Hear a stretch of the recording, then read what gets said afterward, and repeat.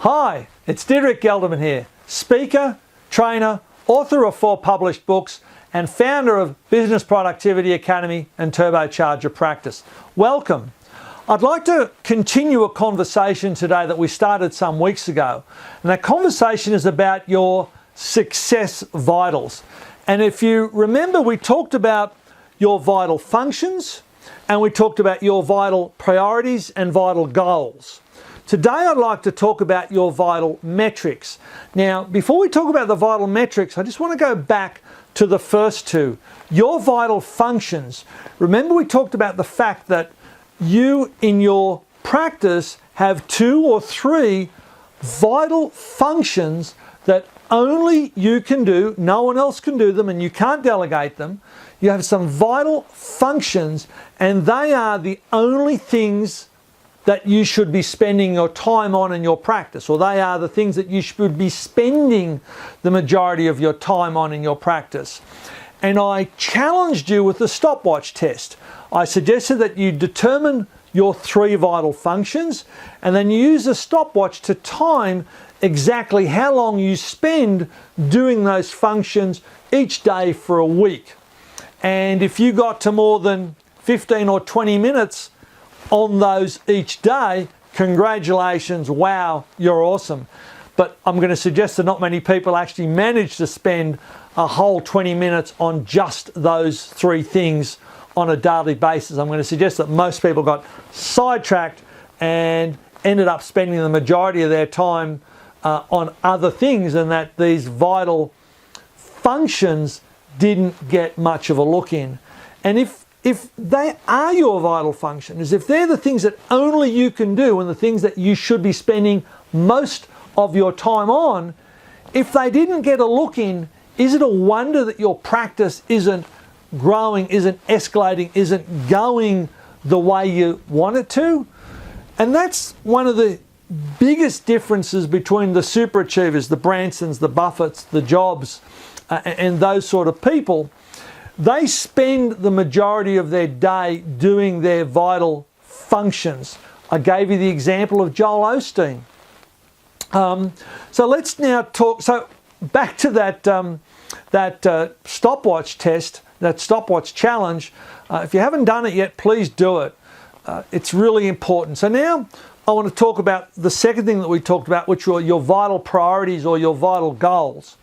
So to achieve your vital functions, you really need to have 3 vital priorities or 3 vital goals. And I shared Buffett's vital priority, vital goal methodology, which was take all your goals or all your priorities and write them down. Just write them down. Write down every single goal, every single priority that you've got.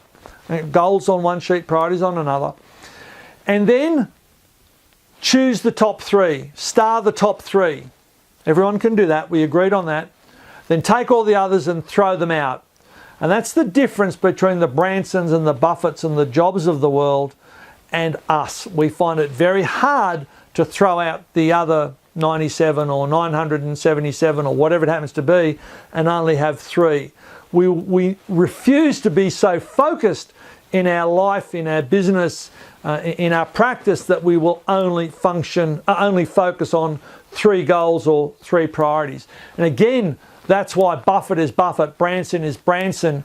They do that. And me personally, over the last 12 months, I've learned to do that much, much, much better than I ever have in the past. And boy, has it made a difference to my productivity and my output. Now, today I want to add in a new dimension, which is the vital metrics. Now, you know what metrics are. Metrics are measuring devices. So, you use metrics in your cases all the time, and you may not actually use, numbers or statistics, but for example, if you're treating a skin case, you will get it back every week to see how it's progressing, or an ear case or whatever. So you do measure your patient outcomes. If you've got a dog with pancreatitis or a dog with liver disease or kidney disease, you run blood tests. You are measuring metrics. Now, in your personal life and in your practice life, there are certain key metrics that drive your practice. Now, for every practice, it's different. And let's leave your personal life out of this for a minute and just talk about your practice and driving your practice. In every practice, there are 3 or 4 vital measurements, vital numbers, vital metrics that you can measure, that you can track and measure, that will show you whether your practice is improving or going backwards. Now, let me give you an example. If you're a skier and you're standing at the top of a double black diamond X run, and your goal is to be in the little, chalet down the bottom of the hill with a cup of cocoa in front of a warm fire, relaxing in an armchair, well, it'll never be a straight line all the way down there, because there's going to be hills and trees and golly knows what, and I haven't done skiing for a long time, so I can't remember all the names of the things, bumps on the ground and whatever, driving you off course. And it's only if you know where you're going and you know what the metric is that you'll actually achieve that little chalet by the end of the day. Sometimes you deliberately need to go off track to avoid a problem, and then you need to know how to get back on track, and that's by following the metrics. And it's exactly the same in a skin case or a liver disease or a dog with pancreatitis or something like that. You follow the metrics. If you don't follow the metrics, well, then you don't know where you've been, you don't know where you're going, and you don't know, where you are on the journey in between. So in each practice, the metrics that drive the success of the practice are different, because you've got the low touch, low tech practices, you've got the high touch, high tech practices, and you've got a whole range of practice models in between. So I can't give you 3 or 4 metrics and say, hey, measure these and make sure they're all improving and your practice is going to be on track for success. I'm sorry, it's not that simple. You have different metrics in your practice to a practice down the road, to a practice across the state, to a practice across the country, to a horse practice, to a mobile practice, etc., etc. Now, you can look at your practice and you can decide on your metrics. You can look and find half a dozen or 10 or 15 different numbers, and then when you've got those, you'll look deeper and you'll say, well, those 15 all occur because of these 5 or 10, and when you've got those 5 or 10, you can say those typically occur from these 3 or 4. So you can define the success, you can find the success metrics for your practice. Now, one metric that in my world is undoubtedly a practice metric in every practice that I know of is revisit rates. Revisit rates from primary disease cases. And every single practice that I work with, we track and measure revisit rates from primary disease cases. And we know that that is one of the most important metrics to driving a practice to medical success and financial success. So there's a suggestion for you. In a practice that's focused on wellness care, another metric that I use a lot, not in all practices, but one that I use a lot in a lot of practices, is annual health check or vaccination revisit rates. I don't know what you call it in your practice, whether it's an annual health check or whether it's a vaccination visit or what it is, but you know what I'm talking about. That's that annual visit for the patient and the client. So that's another metric I use a lot in many practices. Now, for the revisit rates, the first one that I was talking about, my metric is 32 to 33%. That's where I want the revisit rate from 100 primary disease cases to be. With vaccination recall rates or annual health check rates, I target 85%. Now, most practices that I start to work with are around 40 to 50% at best for the annual health check, and for the revisit rate, they're typically only 10 or 15%. So we move those two numbers to any great degree, and boy, that practice changes dramatically. So 85% vaccination recall or annual health check recall is very doable. So they're the only 2 numbers that I'm going to give you. There are many others that you can use. One of them that a lot of practices use is dentistry.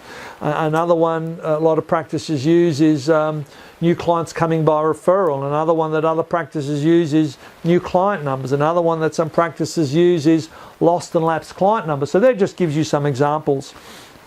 So the summary for today is, if you haven't looked at your vital functions, do them and track them. Use that stopwatch.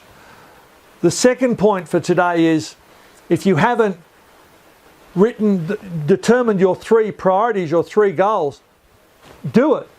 And the third point from today's video is, discover what your practice's 3 or 4 metrics are, and then track them, not on a daily basis, but on a weekly basis or a fortnightly basis.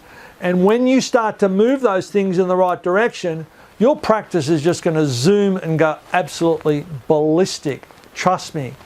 Now, why have I talked about this? 2 reasons. Number one, because in 10 minutes I've just talked about what we're going to spend 3 or 4 hours talking about at the workshop on the 20th and the 21st of February in Sydney.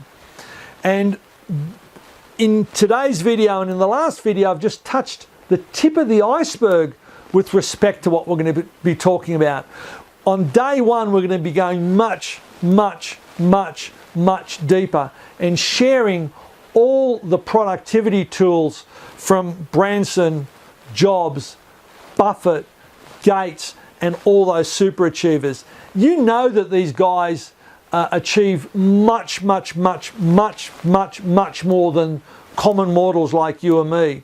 And that's not because they're super people, or they're super achievers, but they're not super intelligent, super smart, they're not super people. You and I can copy and model exactly what they do and get the same outcomes that they do. I've studied them for the last 6 years. Over the last 6 to 12 months, I've condensed their strategies into material that I can share with you, directly with you, and that you can go home and directly apply to your life and to your practice. And you too can become a super achiever. You can achieve 5 and 6 times what you currently do in a quarter or a third the time. So come to the workshop, 21st of February 2015 in Sydney at the Radisson Hotel in Liverpool Street. Use the link on the email or the link that Michelle's put on the screen here today to sign up. It's a workshop. In other words, you'll be working, and there's also some preliminary work that you'll get to do before the event. I'd love you to bring along a second partner, because when you get back to the practice to implement the material, as Winnie the Pooh said, it's always easier with 2. And so it's a lot easier to implement things when you go home with a second person. So that's it for today. Join us at the event. Learn how to be a super achiever. See you in February. Bye for now.